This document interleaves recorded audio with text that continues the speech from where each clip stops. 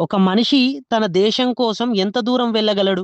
తన పేరుని, మతాన్ని, కుటుంబాన్ని, సొంత ఊరిని, చివరికి తన ఉనికినే వదిలేసి శత్రువుల గుండెల్లోకి వెళ్ళగలడా?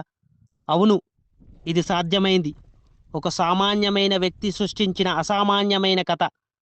అతనే ద బ్లాక్ టైగర్‌గా పిలువబడే రవీంద్ర కౌశిక్. 1952లో రాజస్థాన్‌లోని శ్రీగంగానగర్‌లో రవీంద్ర జన్మించారు. ఆయన ఒక గొప్ప నాటక కళాకారుడు. ఒక నాటక ప్రదర్శనలో ఆయన నటనను చూసిన అధికారులు అంటే రీసెర్చ్ అండ్ అనాలిసిస్ వింగ్ అధికారులు ఆయనను గూఢాచారిగా ఎంపిక చేశారు. ఆ అధికారులు రవీంద్ర కౌశిక్‌కు ఉర్దూ భాష, అలాగే ఇస్లాం మత ఆచారాలు, పాకిస్తాన్ సమాజం, రాజకీయ పరిస్థితులు అన్నిటిపైన లోతైన అవగాహనను కల్పించారు.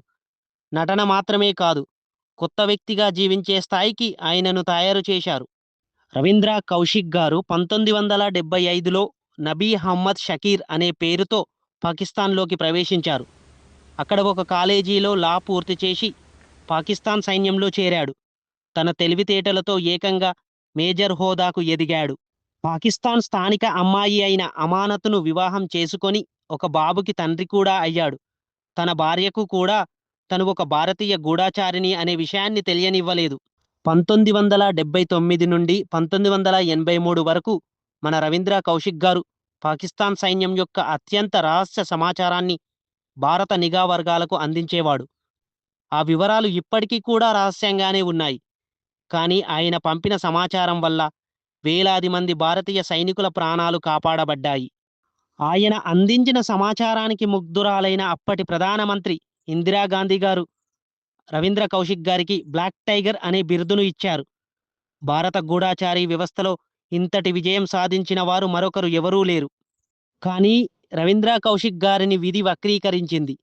1983లో రవీంద్రను కలవడానికి వారు పంపిన ఇనాయత్ మహీష్ అనే వ్యక్తి పాకిస్తాన్ ఇంటెలిజెన్స్‌కు దొరికిపోయాడు.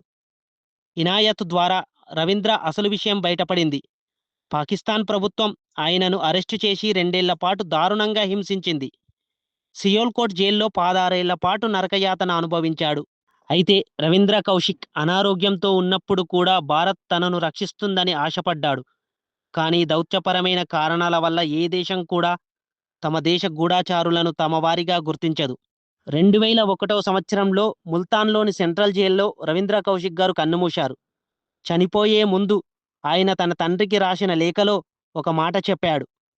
భారత్ లాంటి పెద్ద దేశానికి నాలాంటి వాళ్ళు బహుశా గూఢాచారులే కావచ్చు. కానీ పాకిస్తాన్‌లో మాత్రం నేను మేజర్‌ని.